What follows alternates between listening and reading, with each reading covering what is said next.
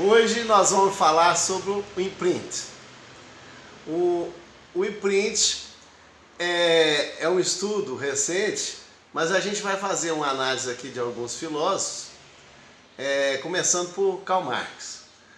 Para Marx, quem determina a nossa consciência é o nosso agir, é o produzir que precisamos para viver.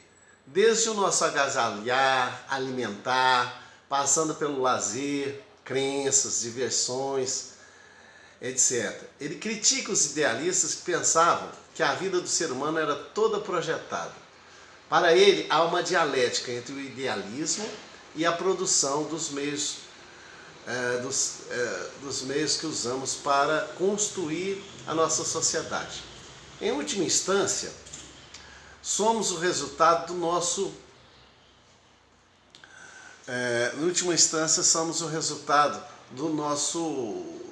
produzir a nossa vida material,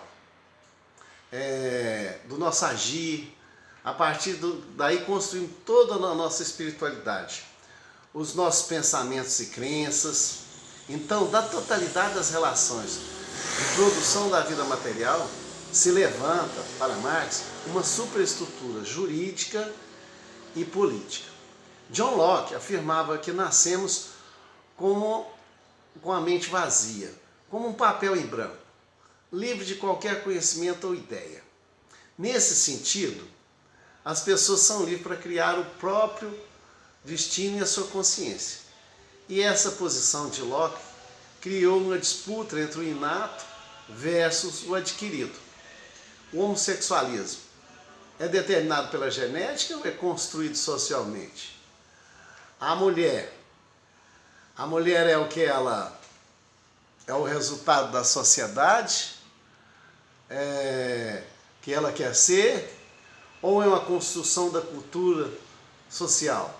A posição da psicologia evolucionista, baseada na teoria de Darwin, afirma que o ser humano foi projetado por uma determinada seleção natural, que o faz comportar de determinadas maneiras, ou seja, o nosso cérebro é o produto da adaptação evolucionária. Para os existencialistas como Sartre, a existência precede a essência, ou seja, antes de existir é o nada. Mas podemos também compreender que no existir o ser traz informações e características próprias. Trazemos nos genes informações dos nossos antepassados, informações comportamentais e físicas. Mas o nosso estudo hoje está voltado por essa colocação, que essa descoberta de Konrad Lorenz, ganhador do Prêmio Nobel, que num estudo do comportamento animal descobriu que os patinhos, quando eles nascem, vinculam a primeira coisa ou pessoa em movimento como sendo a mãe deles. Isso é muito interessante. Pode ser um homem que os patinhos vão atrás.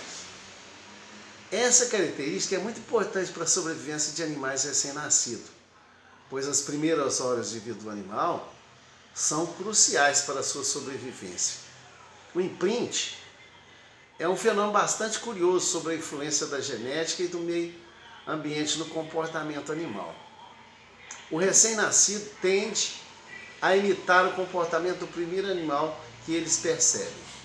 Alguns estudiosos encontraram o imprint no ser humano.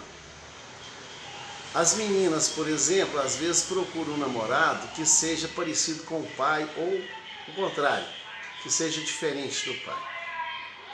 Isso fica cunhado na consciência da moça, sem que ela tome ciência. Alguns estudos sobre o imprint demonstram que existem determinados períodos na formação da criança que são diferentes para o processo de aprendizagem. Dessa forma, a psicologia do desenvolvimento acabou aproveitando essas importantes investigações para analisar o processo de aprendizagem durante a infância, demonstrando que as crianças também têm determinados períodos onde são mais propensas a certos tipos de aprendizagem. E isso é muito interessante, esse estudo continuar, porque vai ser muito proveitoso para a educação, né? A formação dos nossos jovens. Muito obrigado.